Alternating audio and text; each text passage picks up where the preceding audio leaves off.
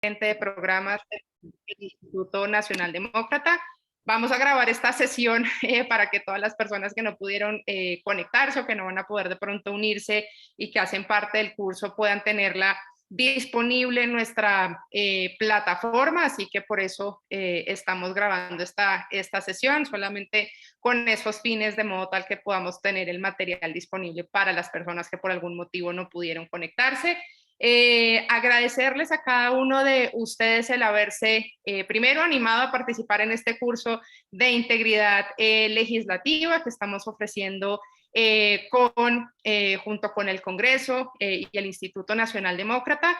Para quienes no conocen del instituto, yo brevemente les cuento qué se trata. El instituto es una organización internacional sin fines de lucro que desde hace más de 35 años trabaja por el fortalecimiento de la democracia y pues en ese entendido, por supuesto, trabajamos con distintas instituciones, como por supuesto lo es el Congreso, trabajamos con partidos y organizaciones políticas, con todas las expresiones políticas, mientras por supuesto respeten unos mínimos, digamos, democráticos, los derechos humanos y por supuesto unas elecciones libres. Así que como organización internacional, pues por supuesto nos complace haber puesto a disposición de cada uno de ustedes, del Congreso, como funcionarios, como asesores y demás, este curso de integridad legislativa en su primera versión para el Congreso ¿Han estado de tranquilos Perú. acá? Esperamos, les recordamos que puedan tener sus micrófonos apagados, por favor.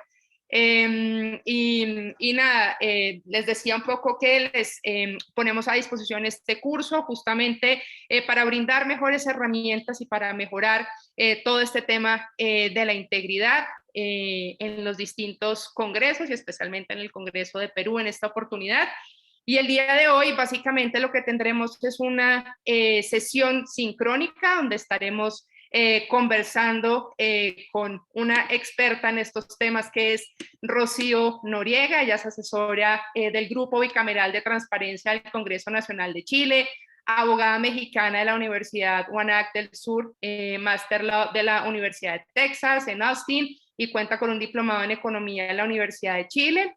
Me complace muchísimo que Rocío nos esté acompañando realmente en la tarde de hoy. Queremos que esta sea también una sesión y un espacio donde se pueda generar este intercambio, este aprendizaje, por supuesto, entre cada uno de ustedes, que puedan mejorar los conocimientos, adquirir nuevas herramientas y por supuesto ponerlo en práctica al interior del Congreso peruano. Así que Rocío, muchísimas gracias realmente por estar acompañándonos en la tarde de hoy, así que a cada uno de ustedes igual se puede ir animando por el chat a ir abriendo y generando también una conversación, a ir haciendo comentarios, a ir haciendo consultas, para que al final de la presentación de Rocío podamos tener un intercambio con ella y abrir también un espacio de preguntas y de aprendizajes.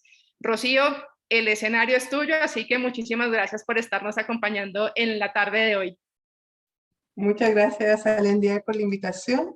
Siempre es un gusto estar con ustedes y gracias también a todos nuestros colegas de Perú por estar aquí con un tema tan importante como es la integridad.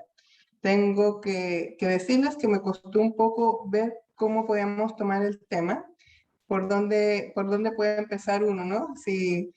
¿Qué es primero, el huevo o la gallina, la transparencia o la integridad? Entonces, como no me decidía, déjenme mostrarles lo que vamos a ver el día de hoy.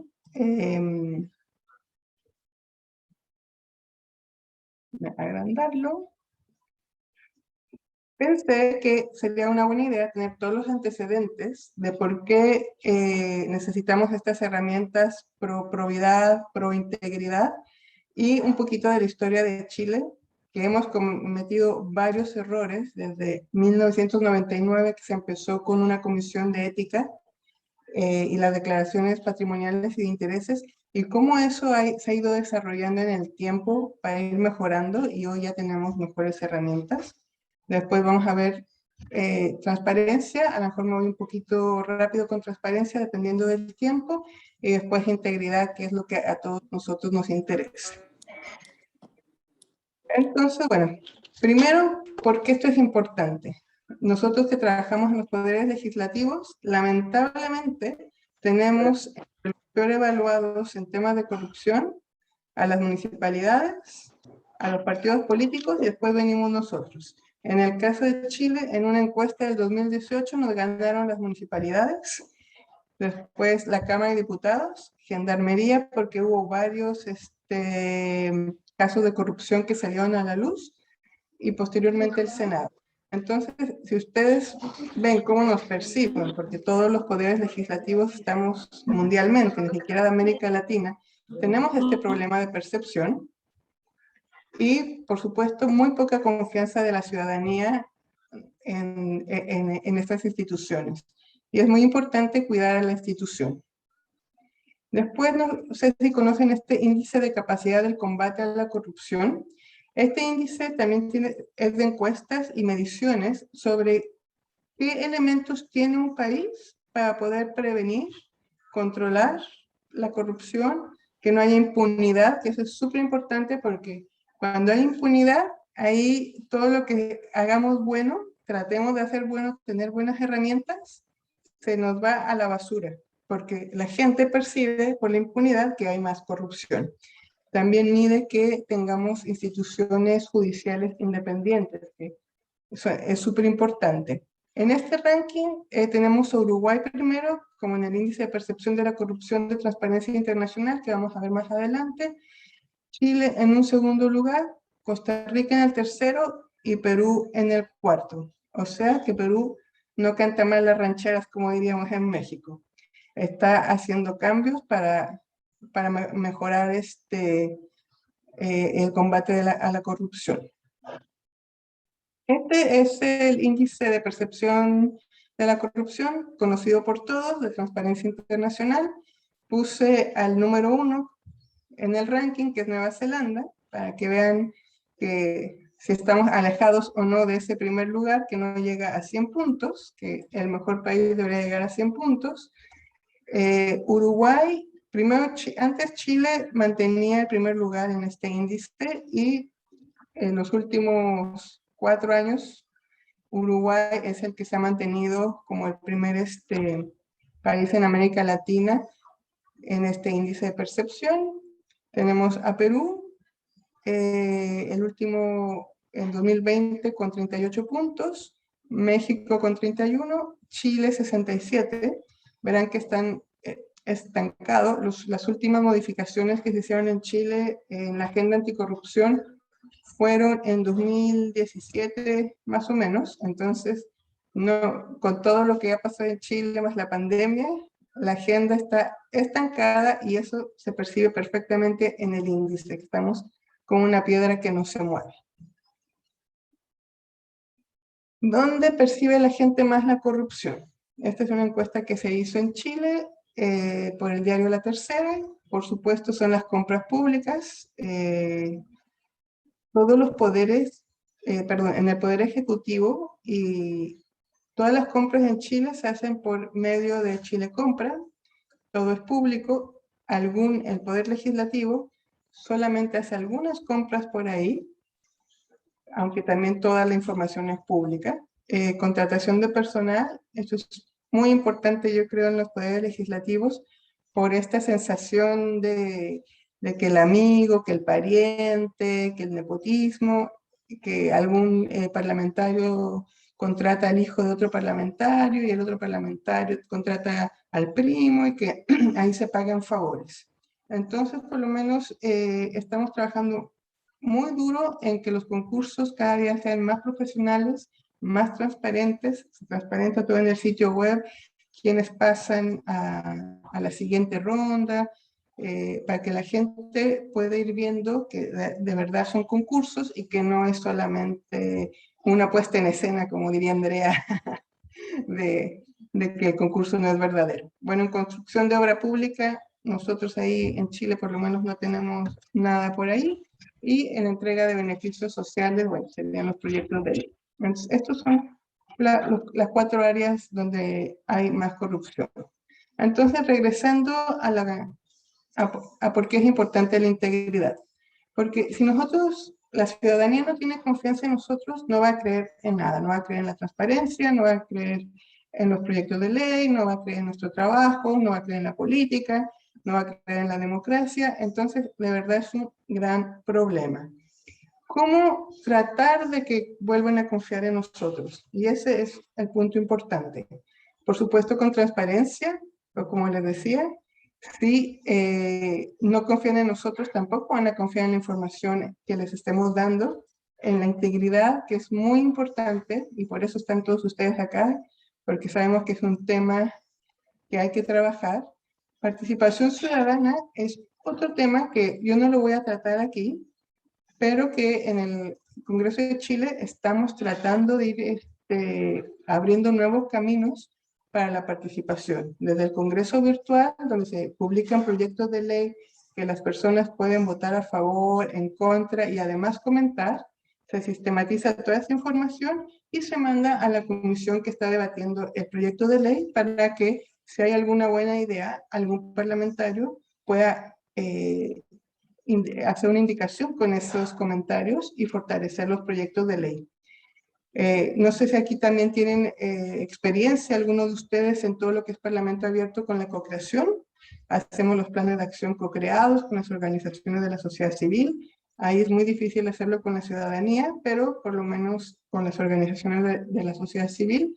Y también yo les puedo decir que desde 2013 que estamos trabajando en co-creación de los distintos planes de acción o el reglamento de participación, al menos esas organizaciones que ya nos conocen, que están adentro del Congreso, han tenido más confianza en lo que pasa. Hasta ya están, algunos defienden al Poder Legislativo. Y también la moralización cívica, porque uno dice, no, que los funcionarios públicos son unos corruptos, pero para bailar el tango se necesitan dos y también para la corrupción se necesitan más de dos. Y a mí me ha tocado mucho que si uno se pasa el semáforo o paga para que le den un mejor lugar en un restaurante o para pasarse una fila, eso no se ve mal. Hay gente que lo tiene muy normalizado. Si da una mordida o coima a un policía. Entonces, nosotros también estamos trabajando en educación cívica para ir desde chiquitos. Nosotros, bueno, tenemos un proyecto que estamos trabajando para los últimos años de la prepa, no sé cómo se llama en Perú, que son 17 y 18 años, para estudiantes de 17 y 18, para enseñarles qué es lo que está haciendo el Congreso, cómo trabaja, cómo se hace una ley, y además cómo pueden participar con nosotros para seguir, para tener ahí una conexión con los estudiantes. Entonces también tenemos un concurso donde presentan un trabajo, un proyecto de ley y es un concurso regional. Entonces son 4 elementos que nosotros estamos trabajando para tratar de recobrar esa confianza perdida. Si alguien tiene alguna pregunta, algún comentario, Andrea, tú me avisas. Perfecto, gracias, Rocío. Bueno, y aquí las agendas anticorrupción, al menos en Chile y en varios países, en lugar de adelantarnos a los hechos, somos reactivos a los hechos. Pasa algún problema y ahí entonces empezamos a legislar para evitar ese problema. Entonces, bueno, el concepto de corrupción teníamos antes en la transparencia internacional, que era el abuso del poder público. Aquí solamente bailaba uno el tango, y por muchos años quedó esta definición en todos los libros de doctrina, y posteriormente pasaron, imagínense, 13 años para que se dieran cuenta que la corrupción pasaba también en el sector privado, también en la sociedad, y entonces ya se cambia esa definición para decir que es el abuso del poder otorgado en el interés de una persona o de la persona. Después tenemos la Convención de Naciones Unidas contra la Corrupción, que es el mayor acuerdo firmado mundialmente. Y ahí no hay definición de corrupción, sino lo que hace es que tenemos varias conductas como soborno, lavado de dinero, etcétera, que se consideran como corrupción. ¿Y por qué no define corrupción? Porque como la corrupción se va desarrollando y va cambiando, como lo vamos a ver en las agendas de corrupción, y también cambia entre países, como por ejemplo, no sé si ustedes se acuerdan que antes para ganar un contrato internacional se podía dar la propina funcional que le llamaban, que en realidad era un soborno, y eso estaba permitido. Entonces, es un concepto en desarrollo y por eso no tenemos una definición. Bueno, este no lo voy a ver, pero más o menos, nada más para que se den cuenta, las agendas anticorrupción empezaron en 1999 y más o menos en 99 hubo un problema de corrupción, después en el 2003, después en el 2008, después en el 2015, y así se fue desarrollando la agenda anticorrupción de Chile. Bueno, tuvimos unos escándalos muy fuertes de financiamiento ilegal de la política en el 2015, y por eso se hizo la Comisión Anticorrupción, que se conocía como la Comisión Engel. A esta comisión se le dieron 45 días solamente para para hacer recomendaciones sobre reformas que se necesitaran para mejorar toda la legislación en Chile. Ahí hubo una secretaría técnica y se dividieron la parte política, como partidos políticos, financiamiento de partidos políticos, etcétera, y la agenda de prevención a la corrupción, que afortunadamente fue donde a mí también me tocó trabajar en la secretaría técnica. Entonces, bueno, ya sabíamos el diagnóstico, la verdad no hay que hacer diagnósticos, no ha cambiado mucho el diagnóstico, pero se fueron viendo formas de prevenir la corrupción que había. El sistema de alta dirección pública, para los que no lo conocen, hay ciertos puestos, cargos en Chile que necesitan pasar por un concurso público, pero lamentablemente cuando pasa una terna, el jefe de la institución puede seleccionar a alguna persona de la terna o declarar desierto el concurso. Entonces, ahí también se cae el sistema y hay que estarlo fortaleciendo. Con estas recomendaciones, lo que se hizo fue que cuando llegue el nuevo presidente o nueva presidenta, puede nombrar a 12 personas de su confianza. Entonces eso ya es transparente porque sí, yo tengo derecho a nombrar 12 y las pongo, pero las demás tienen que ir por alta dirección pública. Antes uno ponía, no sé, me ponía a mí, Rocío Noriega, en un ministerio como transitorio, después yo estaba un año como transitoria, concursaba y bueno, tenía todo el know-how de cómo funcionaba esta institución, tenía la confianza del jefe, así que normalmente ganaba el transitorio ese concurso. No vamos a ver todo. Regulación de conflicto de intereses, ahí vamos a verlo después en probidad. Se hicieron varios cambios y ya les voy a contar si funcionaron o no funcionaron. Como les decía, financiamiento de la política, la confianza en los mercados y la integridad. Ahí una de las recomendaciones era la formación ética y cívica y se cambió el currículum escolar en Chile para que volviera la educación cívica porque la habían eliminado del currículum. Entonces, imagínense que salían todas nuestras nuevas generaciones sin idea de lo que es la educación cívica y con 2 párrafos de lo que hacía el Poder Legislativo. Y llegamos a transparencia e integridad. Espero no ir muy rápido. Bueno, como aquí el acceso a la información pública, también súper importante. Esta reforma se hizo, ustedes conocen, no sé, la sentencia Clot Reyes, donde Chile se negaba a entregar cierta información y la Corte Internacional de Derechos Humanos obligó al gobierno de Chile a que entregara la información en este caso, y ahí la ley de acceso, el proyecto de ley estaba durmiendo en el Congreso y a partir de esta sentencia comienza su promoción express para tener la ley en el 2009. muy importante para estas leyes de acceso, el órgano garante. Si tú no tienes un órgano garante que esté revisando la transparencia activa de las instituciones, que le lleguen los reclamos si uno no entrega información, podemos decir que es una ley casi muerta. Entonces, esta ley también creó el Consejo de la Transparencia en Chile, pero en el caso del Poder Legislativo, hemos sido muy criticados porque recae esta garantía en las comisiones de ética de cada una de las cámaras. Entonces, ustedes sabrán que dicen cómo vas a ser juez y parte, ¿no?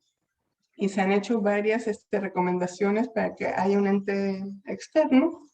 Nosotros, aquí me voy a adelantar un poquito, tenemos un proyecto de ley donde promovemos la creación de una oficina, un departamento de integridad y transparencia, con 3 personas independientes por concurso público, votadas por ambas salas, no me acuerdo el quórum, que fueran las encargadas de, primero, el secretario general era el que rechaza el reclamo que se hiciera ante este organismo independiente del Poder Legislativo, y ya si no se entregaba, hubiera una tercera opción con las comisiones de ética.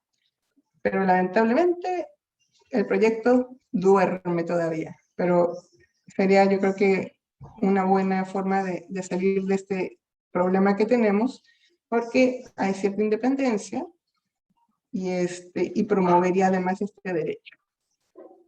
Por otro lado, no puede ser el Consejo para la Transparencia porque hasta el momento no ha logrado tener su autonomía constitucional, como en México que abarca todos los poderes del Estado. Bueno, nosotros en realidad en el Poder Legislativo casi todo lo que se pide se entrega. Hubo en 2015, con esto del financiamiento ilegal de la política, un embrollo porque solicitaron los informes de los asesores, porque están pagados con fondos públicos. La Cámara de Diputados accedió a entregar los informes, pero en el Senado la Comisión de Ética no accedió. Entonces ahí hubo una gran complicación y a partir de, no me acuerdo el año, ya todo es público. Ustedes se pueden meter a transparencia, revisar el contrato de los asesores y además los estudios. ¿Y por qué fue este escándalo? Porque me imagino que también pasa en Perú. Muchos parlamentarios tienen asesores que realmente son del día a día, no son asesores legislativos ni nada, pero para poder cobrar su salario tienen que entregar un informe. Y si tú estás todo el día trabajando con el parlamentario, ¿qué creen que hacían los asesores para hacer ese informe? Copy-paste. Copy-paste de cosas de la biblioteca del Congreso. Entonces fue un mayor escándalo. Por eso también cuando uno aprieta las tuercas en la integridad, debe de saber cuáles pueden ser los efectos no deseados de la política pública. Bueno, no les voy a dar las causales porque ustedes ya las dieron, pero estas son las 5 excepciones que tenemos en Chile y que también se aplican al Poder Legislativo.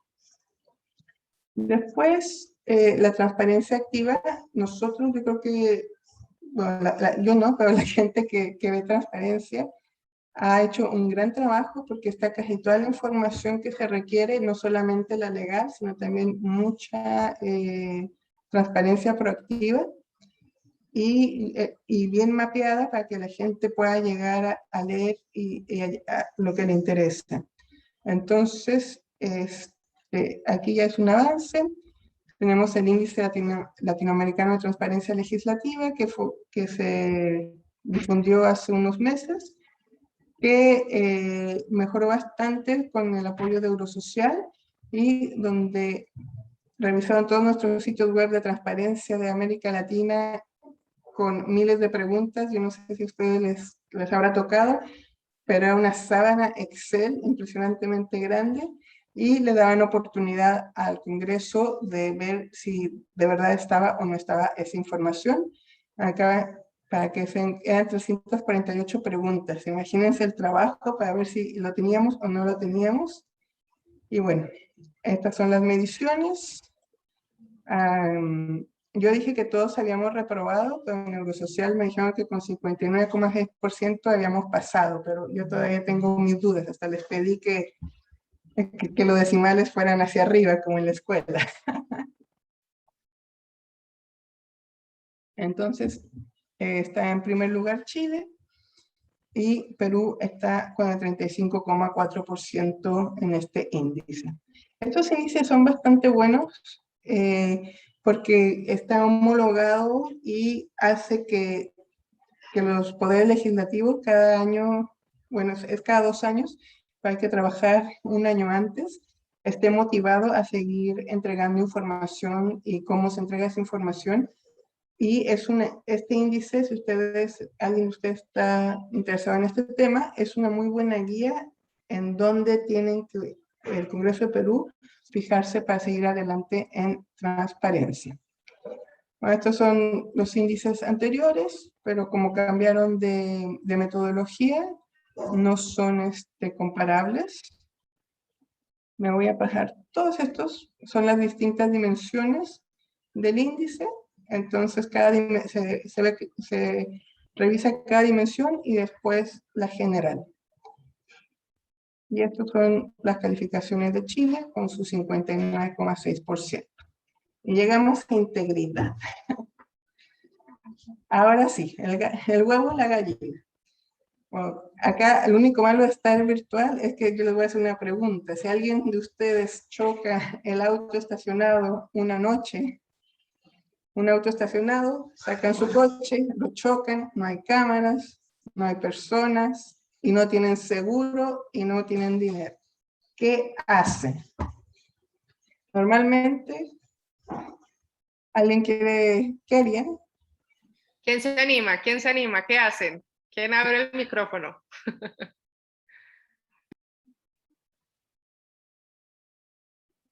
Bueno, yo tengo personas que contestan desde que dejan una notita con sus datos y se van porque no se van a esperar ahí, hasta personas que dicen, yo me voy.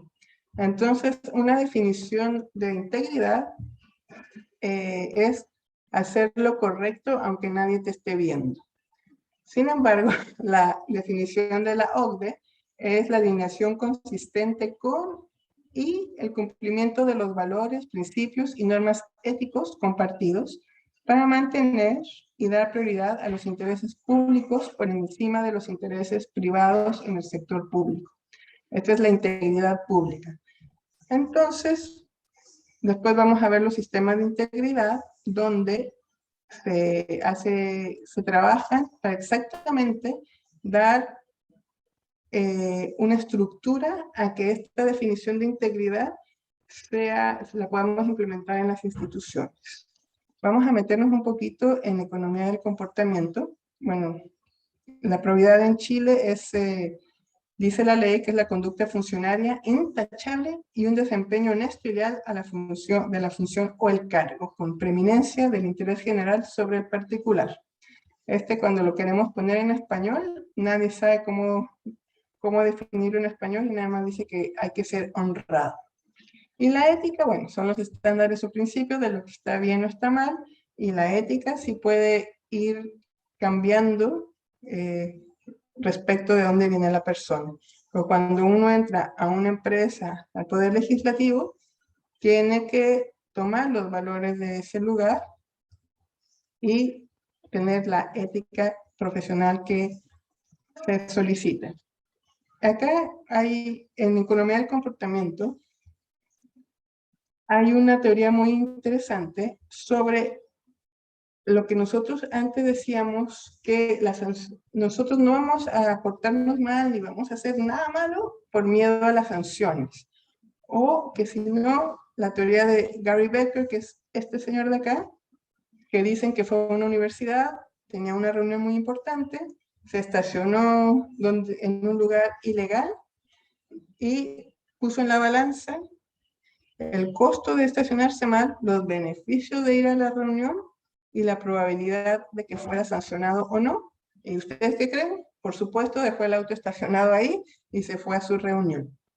Y después tenemos a Lana Ariely, que dice que nosotros como humanos lo que nos interesa es sentirnos bien con nosotros mismos. A lo mejor si yo me paso un semáforo, me puedo seguir viendo en el espejo y decir, bueno, tenía prisa, ni modo, será la única vez. Entonces, él lo llama tolerancia a la corrupción, que es hasta dónde voy a permitir ver o participar en corrupción. Y lo único malo es que esa tolerancia se va subiendo y ahorita vamos a ver por qué. Si yo estoy en una institución donde veo que mi jefe está haciendo actividades ilícitas, donde alguien no trabaja porque es amigo de otra persona y nada más le pagan, todas esas conductas hacen que yo vaya subiendo mi tolerancia a la corrupción y la vaya normalizando. Ustedes ven países como México, como soy mexicana, puedo decirlo, donde acá ven normal que para abrir un negocio tengan que pagar por la licencia. No se esperan, ellos tienen que pagar. Y eso lo normalizan. Y ahí ya es un peligro. Antes pensábamos que había manzanas podridas en las instituciones, pero todos los estudios del comportamiento nos han enseñado a que el canasto de esas manzanas son las que provocan los actos de poca integridad que se puedan dar en la institución. Yo lo pongo como si tú vas caminando por una calle muy limpia y traes un papel, lo más seguro es que te lleves ese papel a tu casa y no lo vas a tirar. Pues si vas por una calle sucia y todo y traes el papel, posiblemente lo vas a tirar, ¿no? Entonces es lo mismo en las instituciones. Y uno dice, no, si esta persona es súper ética, pero cuando va subiendo esa tolerancia a la corrupción, ya son parte de la institución y parte también de las conductas o actos indebidos. Acá, rápidamente, Dan Ariely, con estudiantes de universidad, invitaba a los alumnos a participar de este ejercicio, donde tenían que ir sumando las matrices, ciertos números, y por cada número correcto les daban $1. Entonces hicieron varios. Primero, tú me lo entregas, lo veía y te daba tu dinero. Después, no me lo entregabas, sino que lo metías a una, ¿cómo se llaman estas? Spreader, que van rompiendo trituradora de papel. Pero esta trituradora de papel trituraba solamente el primer pedazo y quedaba lo demás. Y después a otros que fueran a otra sala, dejaran su papel y tomaran fichas de plástico que después se les cambiaba a $. Bueno, todo mal.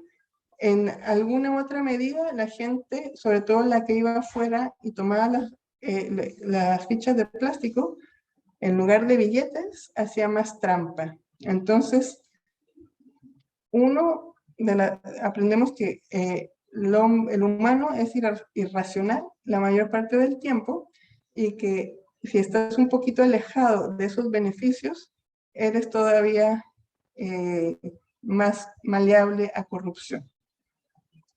Bueno, y las sanciones, si las sanciones cambiaran conductas, no estaríamos en el padrón de corrupción, donde vemos todo el mapa de Transparencia Internacional entre rojo y naranja y solamente los nórdicos en amarillo, ¿no?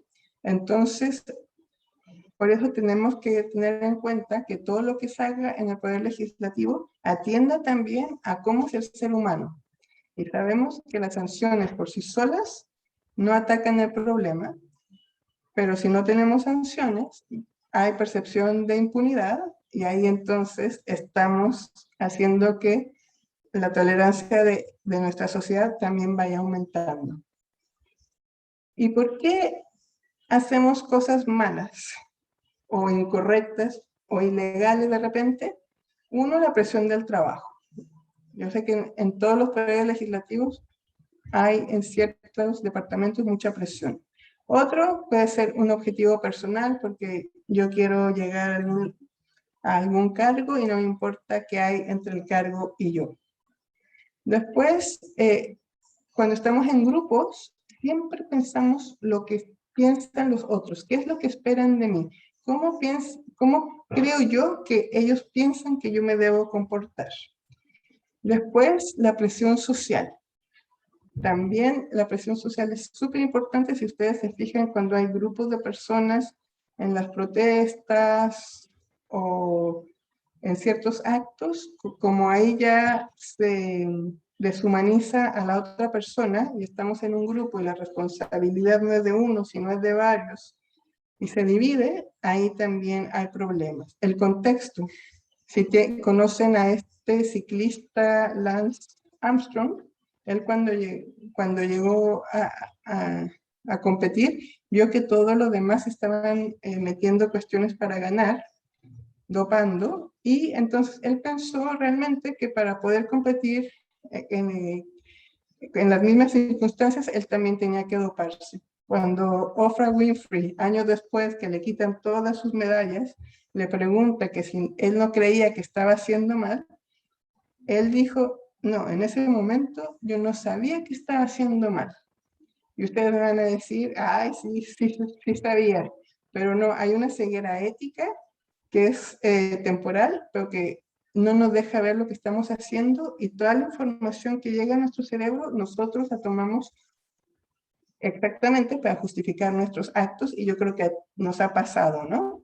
La cultura de la institución, que el contexto también, que les venía diciendo de la calle, la atención selectiva, que tú escoges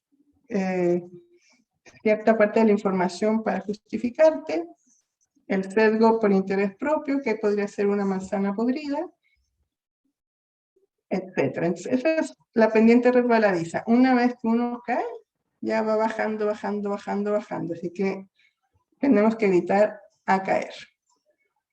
Entonces, conociendo cómo somos los humanos, este es un ejemplo casero. Yo estoy a dieta, voy al súper y me compro unas papas fritas y digo, no son para mí, son para las visitas que algún día van a llegar a mi casa. No me las voy a comer. Pero me pongo a ver Netflix y se me antojan mis papas. Y me las voy a comer. Entonces, ¿qué hacer para no comérmelas? Uno es lavarse los dientes, y ahí ya te van a dar un asco terrible. Entonces, estas son como las herramientas que uno va a ir utilizando. Nosotros tenemos el lobby. El lobby en Chile no es exactamente una ley de lobby, sino más bien de agenda pública. Todos los parlamentarios, los secretarios y algunos directores tienen que poner en su agenda quién los visitó, y yo como lobista tengo que pedir por una plataforma de lobby esa reunión. Entonces, esto es como les contaba, lo de lavarse los dientes. Todos estos mecanismos son lavarnos los dientes para evitar ciertas conductas.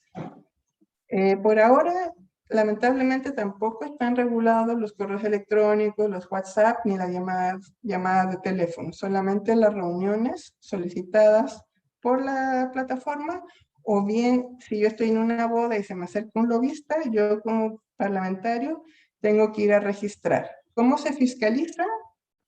Se fiscaliza por la buena fe, o porque alguien puede tomar una foto en la boda y hacer una denuncia en la Comisión de Ética. Entonces, todas estas herramientas son súper difíciles de fiscalizar, por lo tanto, es importante la integridad, ¿no? Que de verdad, si alguien, un lobista se le acerca, haga su registro. También se registran los regalos y los viajes pagados por lobistas. Después tenemos las declaraciones de patrimonio, de intereses y patrimonio.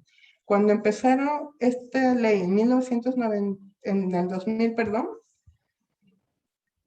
lo único que decía es que se tenía que hacer y se quedaba en la Secretaría General del Poder Legislativo para consulta. Nadie verificaba, no estaban públicas. Y si tú querías ver que tenía algún parlamentario, tenías que ir a Valparaíso, que queda a 1 hora y media de la capital de Chile, y no te la prestaban, o la sacabas, creo que ni siquiera podías entrar con celular, tenías que hacerla a mano. CIPER, que es un centro de investigación, se dio el trabajo de juntar todas las de los senadores hace mucho y presentar todos los datos que no habían registrado los parlamentarios. Ahora, con la nueva ley que es del 2018, tienes que poner toda tu familia, todo lo que tienes, y muy importante, las empresas, porque antes tú ponías que eras dueño de una empresa, pero esa empresa era dueña de todo lo que tenías y no había necesidad de seguir poniendo qué otras empresas tenías o qué otros bienes tenías porque estaban a nombre de esa empresa. Ahora se tiene que poner, uno se tarda un mes, yo creo, en hacer su declaración de intereses y patrimonio, pero queda en el portal de la Contraloría y ya nada más tienes que ir haciendo los cambios de tu patrimonio, no tienes que volverla a hacer. Las de ministros parlamentarios son públicas, solamente no están los datos privados. Después acá tenemos otra herramienta que se inventó, que es el mandato especial de administración de cartera de valores o fideicomiso ciego. Y en la práctica, esta es una de las herramientas que no ha funcionado para nada. Ustedes habrán visto que hace poquito el presidente Piñera fue acusado constitucionalmente por no eran los Pandora Papers, los últimos papers que salieron, sí, los Pandora, ¿no? Sí, Pandora, Pandora. Porque tenía supuestamente un fideicomiso ciego, pero después había un contrato con la familia. Entonces, ¿qué está haciendo el fideicomiso ciego? Que el fideicomiso está siendo ciego para nosotros. Pero por atrás no estamos sabiendo qué está pasando. ¿Cuál es la recomendación? Hacer fideicomisos diversificados, donde haya un límite de propiedad en las empresas, no sé, 1%, 2%, y que sea transparente. Entonces, que uno sepa dónde están los activos de las autoridades de forma transparente. Entonces, nosotros hemos tenido muy mala suerte con este fideicomiso. Están las comisiones de ética y transparencia, cada cámara tiene la suya y ellos son los que ponen las sanciones a la declaración, por no presentar la declaración de patrimonio a tiempo. Nosotros no estamos validando los datos de las declaraciones, así que si no los sigue haciendo CIPER, nadie lo hace. En el Ejecutivo, la Contraloría sí lo está haciendo. Acá hay un problema de información de cómo cruzar estos datos y hacer convenios con el registro civil, etcétera, para poder llevar a cabo el trabajo. Y el departamento que yo les comentaba al principio con estas 3 personas independientes eran las que se iban a encargar de verificar los datos. Bueno, muy criticadas las comisiones también, me imagino que todas partes, porque son pares juzgando a pares. Pero por lo menos la Comisión de Ética y Transparencia de la Cámara tiene varias resoluciones públicas sobre problemas que hemos tenido últimamente por el comportamiento de algunos parlamentarios. Y ahora estamos trabajando en un sistema de integridad. Esto es hacer ese contexto que nosotros necesitamos de una cultura ética. No son sistemas que buscan castigar, sino prevenir. Estamos haciendo esto con el apoyo del BID y el PNUD. Se hizo un diagnóstico de cuáles eran las zonas negras de la Cámara, del Senado, de la biblioteca. Escribimos un código en un lenguaje fácil, con muchos ejemplos que salieron de las entrevistas y de las encuestas que se hicieron para el diagnóstico, más la ley de probidad que tenemos en Chile, que están haciendo otros congresos también, y ahí ya tenemos listos los códigos de ética y ahorita estamos trabajando la estructura interna, porque si uno tiene un código de conducta o de ética y no le da vida diaria, no sirve de nada. Entonces, para darle la vida diaria, hay un comité de integridad, hay un coordinador de integridad y delegados y delegadas de integridad que son como los champions de esto, que reciben denuncias, consultas, etc. Y lo mejor de todo es que el coordinador y los delegados son votados democráticamente por sus pares, porque tiene que ser gente de confianza. Y una plataforma de integridad, que es una plataforma en un sitio web donde pueden hacer las consultas de forma completamente anónima, como puedo recibir un regalo de un diputado o hacer una denuncia. Ojalá que nunca tengamos denuncias, pues seguramente las vamos a tener. Y ahí además agregamos todas las denuncias de acoso sexual, o sea, todo lo que tiene que ver con la integridad y la probidad están incluidas en las conductas en la plataforma. Las denuncias sí tienen que ser por la ley en Chile, tienes que poner tu nombre, pero las consultas no. Entonces, esto es bien importante porque uno, también tenemos los derechos en el código, se reconocen todos los derechos de los funcionarios y funcionarias, se cuenta con la información de dónde tenemos que ir capacitando a las personas, si tenemos más preguntas o denuncias de acoso laboral, que normalmente por ahí va la cosa, entonces podemos trabajarlas. Y por supuesto, cuando tienes atacas todo lo que es abuso laboral, mejora el clima, por supuesto la reputación. Y terminando esto, vamos a trabajar con las comisiones de ética para que también, aunque tienen un sistema de integridad a los parlamentarios, para darle más vida, porque le falta vida a esos sistemas, como lo que vamos a hacer con los funcionarios. Así que creo que fueron los 40 minutos. Muy Disculpe si fue puntual, muy Rocío. rápido. Muy Sí, puntual. Bueno, pues yo voy a abrir entonces este espacio agradeciendo a Rocío por haber compartido con nosotros justamente todos estos avances de lo que ha pasado en Chile. Básicamente herramientas, como bien decía Rocío, pues a veces no necesariamente las leyes son suficientes, hay que ir también complementando con otro tipo de mecanismos. Y pues quiero abrir este espacio justamente para que puedan participar, para que podamos intercambiar, digamos, con Rocío, si tienen preguntas, comentarios, si quieren también un poco contar por dónde está el contexto también peruano, de modo tal que podamos también recibir también un poco de información. Y podamos construir y que cada uno de ustedes también pueda aportar, como decía también Rocío, esas conductas individuales también cambian y transforman también justamente las instituciones y hay que ir justamente avanzando también en ese camino. Entonces, está abierto el micrófono, quien quiera puede en la parte de abajo de reacciones, puede levantar la mano para hacer algún comentario, alguna consulta, alguna pregunta, si no pueden pedirnos la palabra por el chat. ¿Quién se anima? A ver si rompemos la timidez. Mientras nos escriben, Rocío, te comparto, bueno, más bien voy a parafrasear acá una pregunta que nos llegó al chat por interno. Lo primero es que te agradecen por la presentación y lo segundo es preguntar, si bien justamente mencionaste algunos elementos adicionales a las sanciones, ¿cuáles son estas estrategias que se pueden sumar a las acciones ya existentes en el caso peruano?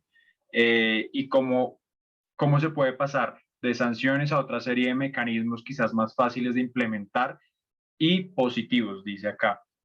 No sé si te quedó clara la pregunta. Sí, mira, exactamente.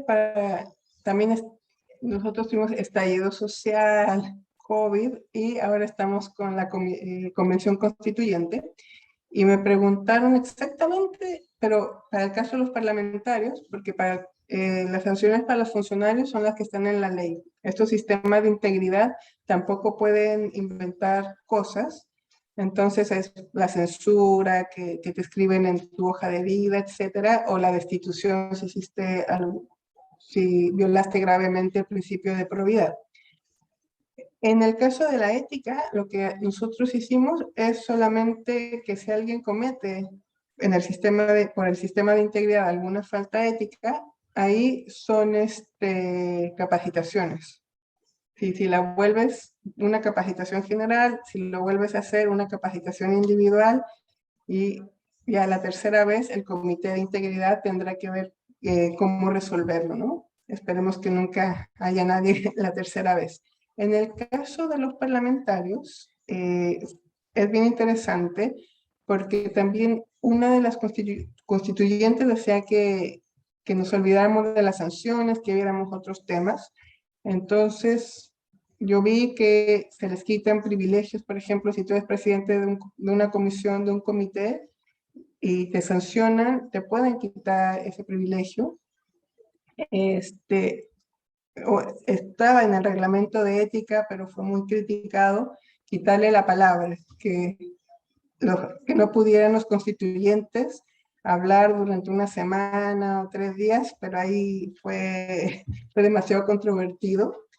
Pero también es algo que usan en otros congresos, de que se les quita la palabra, pero hay que medir bien entre la democracia, la elección popular y la falta de ética.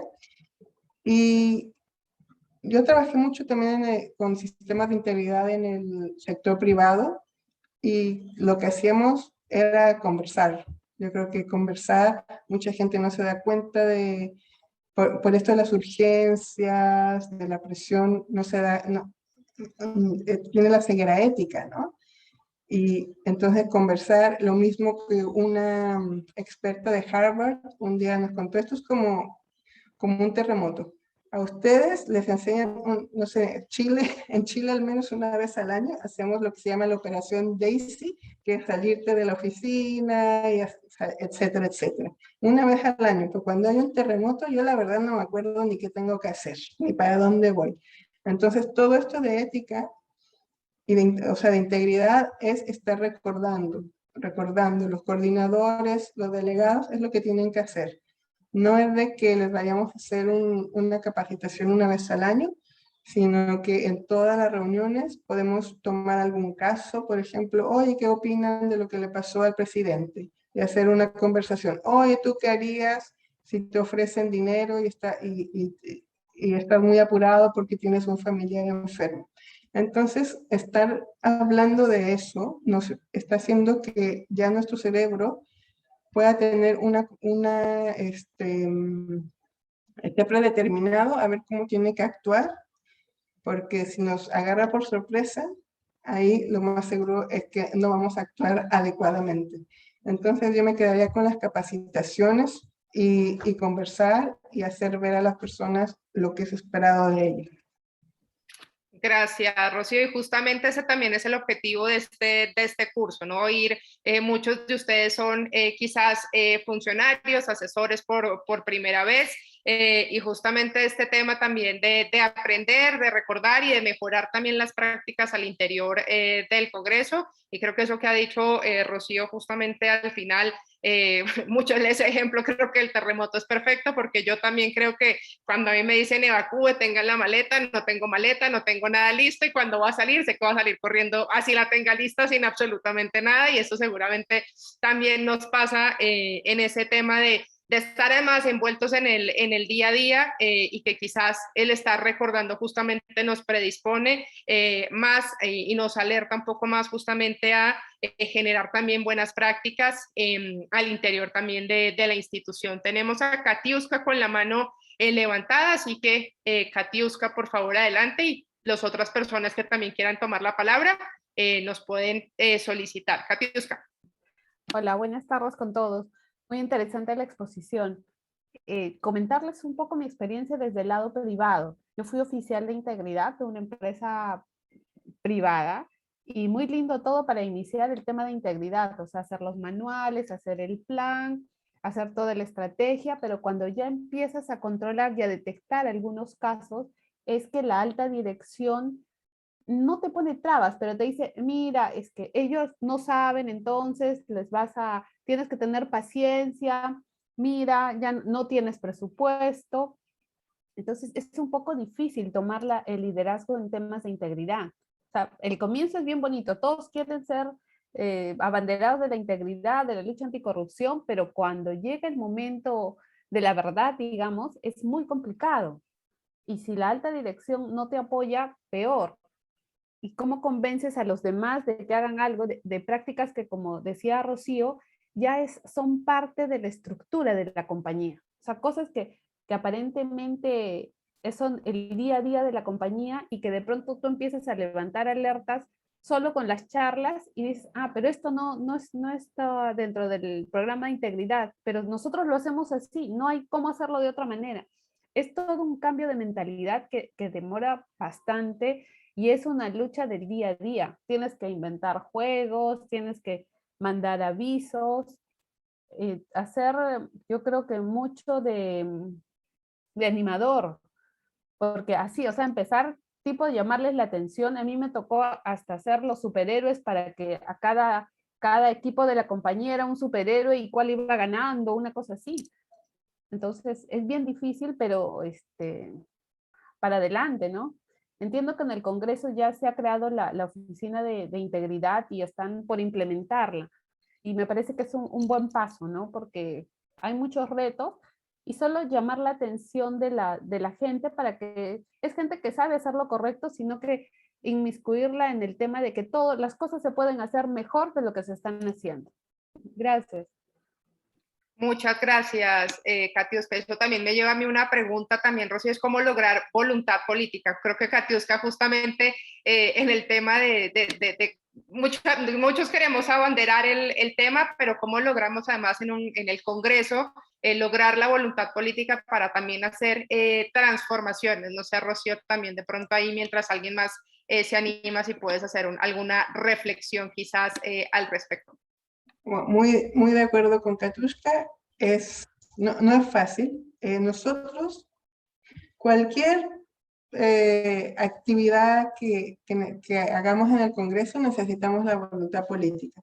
Por ejemplo, yo les conversaba sobre el Congreso virtual.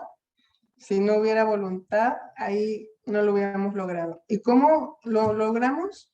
Bueno, tú sabes, soy la asesora del Grupo Bicameral de Transparencia, donde tenemos senadores y diputados muy interesados en el tema, y se conforma igual que las otras comisiones, o sea, tenemos a todos los partidos políticos apoyándonos. Entonces, cuando presentamos una cooperación técnica no reembolsable al BID, el BID estaba bien interesado en un proyecto que habíamos presentado a un concurso de ellos, pero no nos los habíamos ganado, que era el sistema de integridad. Entonces, teníamos la voluntad política del grupo bicameral. La diputada Paulina Núñez, que era la presidenta, nos ayudó muchísimo porque además las asociaciones de funcionarios, cuando escuchan esto, lo primero que piensan es que viene la policía, ¿no? Y entonces hay que estar conversando mucho con ellos y explicándoles de qué se trata. Después querían ver el código de conducta, o sea, no fue un proceso fácil. En una empresa, tú te tardas alrededor de 9 meses en implementar un sistema de integridad. Acá llevamos 2 años y todavía no terminamos. Nos va a llevar, yo creo que otros 6 meses. Entonces tenemos la voluntad política. Al tener la voluntad política, tenemos la voluntad administrativa, porque también los secretarios generales, si no están interesados en el tema, no pasa, ¿no? Porque ellos son como los jefes del sistema de integridad de los funcionarios. Y eso es muy cierto que en inglés dicen tune to the top, que esto de integridad viene desde arriba hacia abajo, pero no siempre. Entonces, nosotros por eso con estos delegados de integridad, tenemos a estas personas que están motivadas, que quieren ser delegados y que van a motivar a los demás. Entonces, si no tenemos a la cabeza motivada, igual podemos estar trabajando a idear otras actividades para tratar de motivar a los demás arriba. Pero sí, no es fácil, eso lo tengo bien claro. Por supuesto, retos son bastantes, el tema además de integridad, de generar este tipo de controles a veces empieza a generar también algunos malestares, pero igual creo que en instituciones públicas, en instituciones como el Congreso, que además muchas veces, como hemos visto reiteradamente, suelen ser las instituciones menos valoradas por los ciudadanos y ciudadanas. Creo que es importante también trabajar y generar estos procesos, porque pues la ciudadanía también demanda, digamos, esto de parte de las instituciones, tener instituciones mucho más transparentes, mucho más cercanas a la ciudadanía. Rocío mencionaba también algo muy importante, el tema de participación ciudadana, y eso es lo que constantemente se está reclamando, no solo en Chile, no solo en Perú, sino globalmente, y cada día más, además en una América Latina, por supuesto, tan convulsa como hemos visto recientemente, y generar, digamos, todos estos cambios, por supuesto, ayudan a tratar también de generar más confianza entre la institución y la ciudadanía. No sé si alguien tiene algún otro comentario para ir cerrando la sesión, alguna otra pregunta. Están muy tímidos y tímidas en esta tarde. ¿Alguien más con alguna pregunta? No se trata de timidez. Creo que es Héctor el que estás por ahí. Sí, sí. Perfecto, No adelante. se trata de timidez. No se trata de timidez, sino lo que sucede es que hablar de integridad aquí en el Perú es un poco difícil, más aún por la coyuntura política que vivimos, por los enfrentamientos y todo, ¿no? Entonces, el tema de integridad, pude escuchar muy bien atentamente la exposición, y gran parte de lo que se está haciendo en Chile también se está haciendo en el Perú, o ya se ha hecho paralelamente. Pero el problema es que no hay la respuesta. Por ejemplo, el de llenar la declaración jurada de intereses, no solamente se exige a los congresistas, sino también a todos los asesores, ¿no? Entonces, el problema que vemos aquí en el país, ¿cómo aplicar esos controles? La corrupción está institucionalizada en todos los sectores. Hay gente que aspira a tener un cargo público para hacer actos de corrupción, para vender influencia, para hacer tráfico de influencias, para pedir las coimas. Y entonces, ¿cómo contrarrestar? Y mucho se dice, pues, de que quienes logran un cargo público, lo menos que harían es hacer sistemas anticorrupción. Y ahí nos enfrentamos con esa dificultad. Y precisamente es el Congreso de la República que tiene que legislar sobre esos aspectos, ¿no? Y estamos viendo que la mayoría de los proyectos de ley que se presentan son sobre diversos temas, pero muy pocos tocan el tema de la lucha anticorrupción. ¿Qué hacer?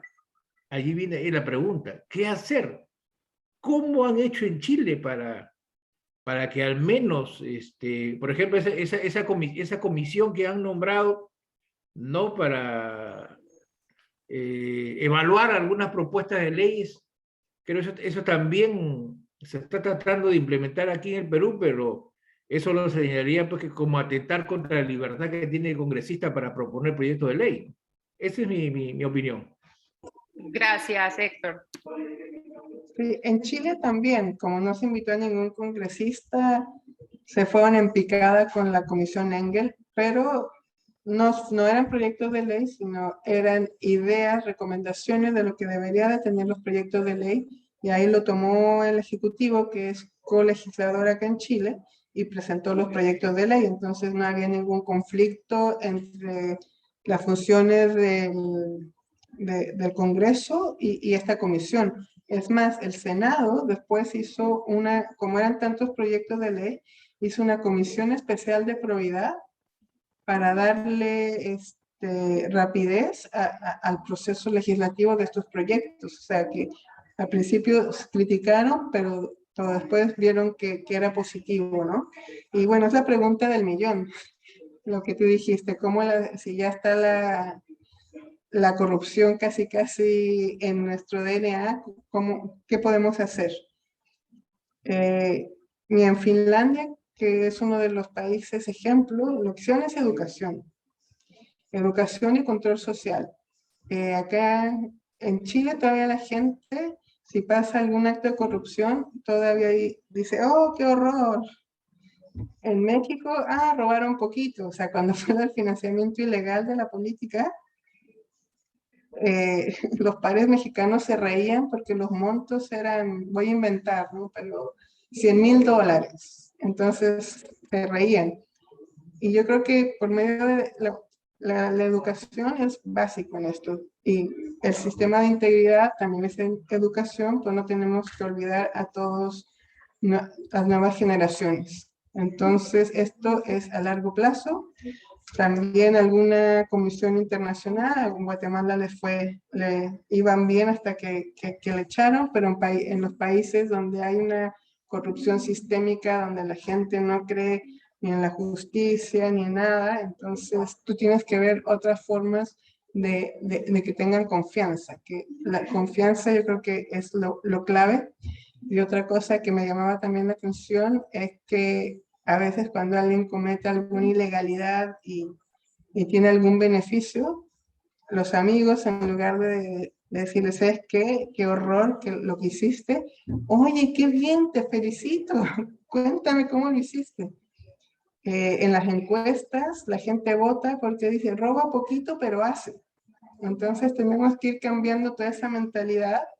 No va a ser, esto es a largo plazo, definitivamente. Entre más corrupción, más tiempo vas a necesitar, pero hay que empezar por la educación de nuestros niños y niñas, y las empresas privadas y los organismos públicos también tienen que trabajar para cambiar este switch. Fue como cuando comenzó todo el tema de transparencia en Chile. La información era de los funcionarios, así la tenían y no la querían dar.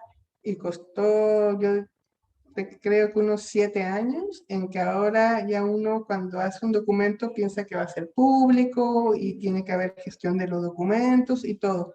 Por el principio fue muy difícil cambiar esa cultura de que la información era de la gente. Pero nuevamente no es fácil. Sí, no es fácil y creo que ese tema además de que decías, Rocío, ese tema de estar justificando, se roban pero hacen, y ese tipo de cosas que nos hemos tenido en la cabeza.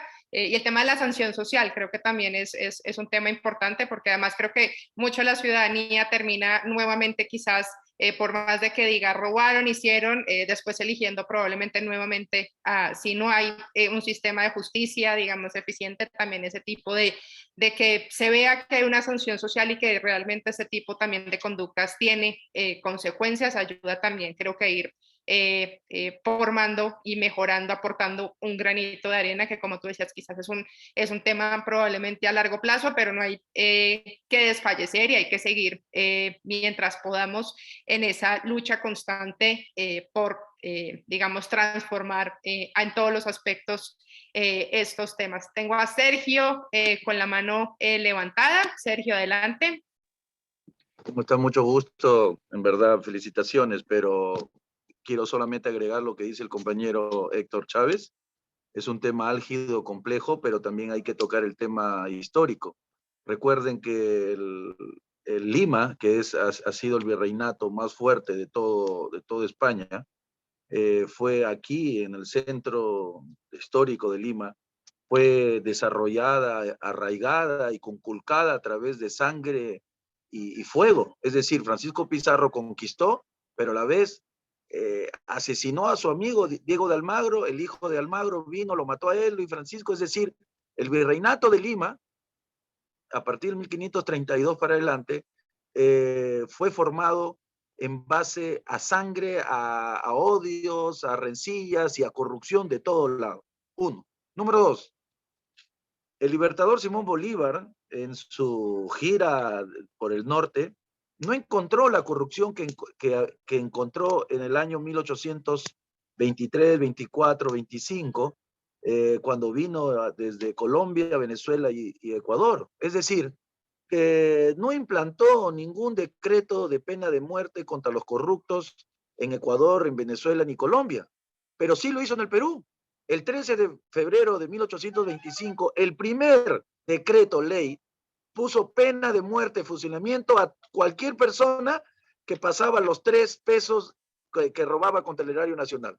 Eso fue detectado por Bolívar.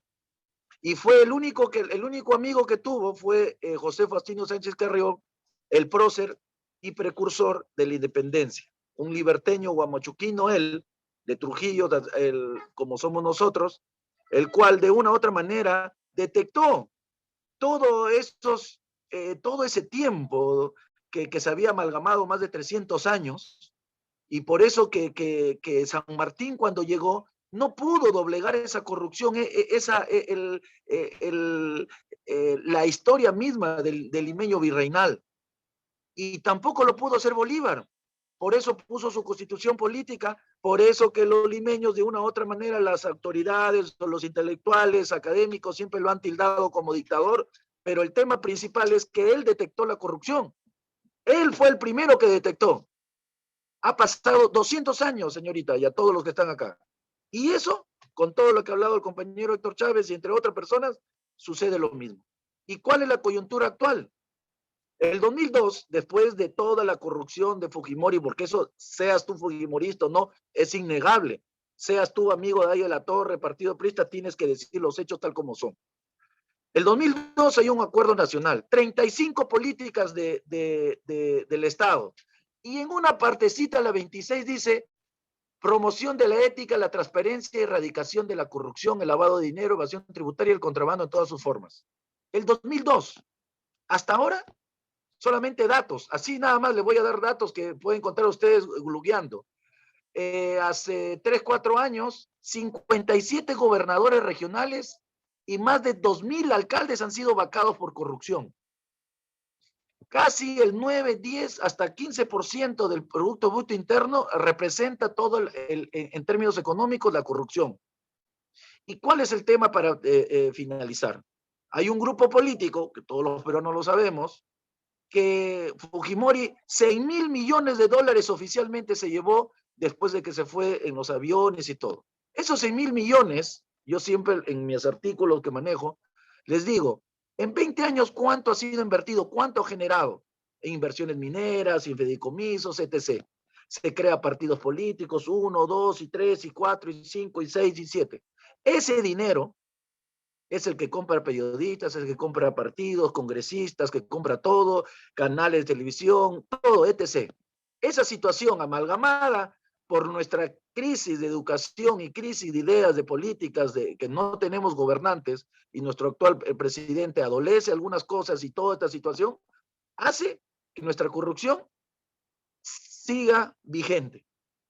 Ahorita mismo, acá en la Fiscalía de Nación, los que están combatiendo a las esterilizaciones forzadas y a Fujimori, esos jueces, esos fiscales están siendo cuestionados. Es decir, es lo mismo. 200 años lo detectó Bolívar y seguimos en lo mismo. ¿Cuál es la solución? Esto que conversamos, esto que ustedes vienen haciendo, para poder encontrar conciencia. Porque la voluntad política, el que no conoce el objeto de la ciencia política, no va a poder comprender nunca la integridad legislativa.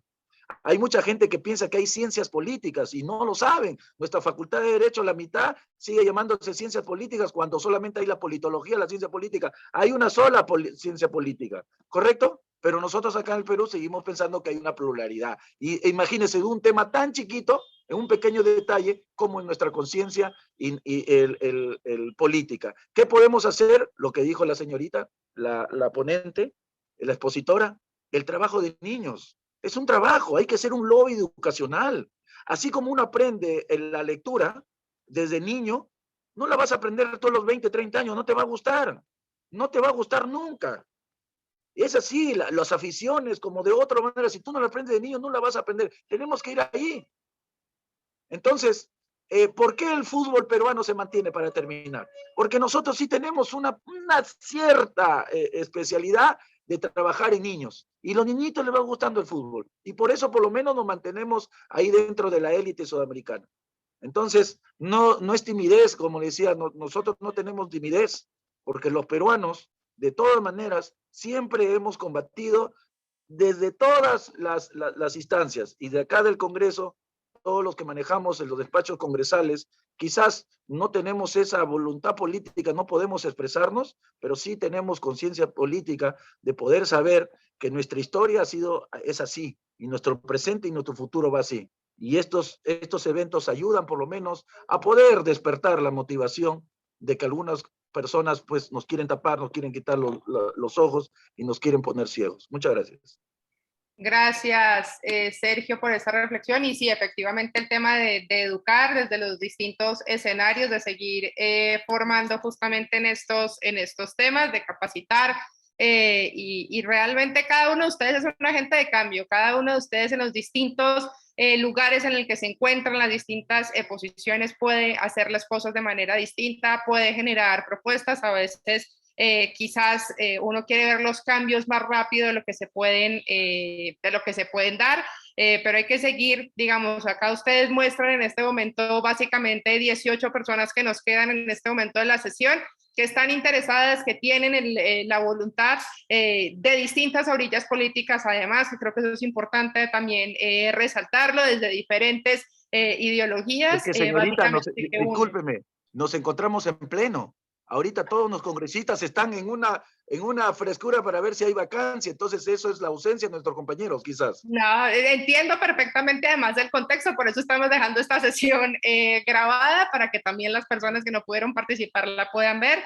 Y nada, para ir cerrando entonces esta sesión, recordarles que mañana está cerrando el módulo 2 del curso. A quienes todavía no han realizado evaluación y no han avanzado en los contenidos, recuerden entrar a la plataforma para poder seguir avanzando con los contenidos. Empezamos el módulo 3 e iremos programando unas próximas sesiones de este tipo también para encontrarnos en una próxima oportunidad. Les voy a pedir que rápidamente me ayuden a contestar dos preguntitas un poco para saber qué tal les pareció la sesión y lo podamos... no me está funcionando la encuesta. Dieguito, no sé si me quieres ayudar de pronto desde tu computador para ver si podemos lanzarla. Agradecerle muchísimo a Rocío su tiempo y todo su conocimiento, porque realmente también en Chile se han avanzado. Yo creo que es de compartir también de experiencias entre los distintos países y entre los distintos congresos. Nos sirve mucho. Hay que aprender también desde los distintos espacios de América Latina. A veces miramos mucho otros países y entre nosotros también tenemos una riqueza bien importante, y pues la idea es justamente también fortalecer esos lazos latinoamericanos que podamos extender y aprender los unos de los otros. Así que, Rocío, muchísimas gracias de verdad por habernos acompañado en el día, la tarde de hoy. Esperamos que haya sido de todo interés, que hayamos realmente tenido mejor información, también algunas herramientas para ponerlas en práctica, y desde el instituto pues quedamos también completamente abiertos y dispuestos para cualquier duda que se pueda generar. Y nada, realmente desearles a cada uno de ustedes una feliz tarde. Y nada, nos estaremos viendo en próximas sesiones, Rocío. Muchísimas gracias por tu tiempo. Muchas gracias, Andrea. Me faltó el trabajo con partidos políticos, así que esa será para otra. Esa es la tarea que tenemos, y tendremos otra sesión también al respecto. No te preocupes, que de esa no te escapas. ¿Quién está por ahí? Andrea, David, ¿te estaba preguntando algo? Sí, quisiera saber desde qué hora y si es que en la misma plataforma va a ser donde se publique la grabación de la sesión de hoy. Porque... Sí, David.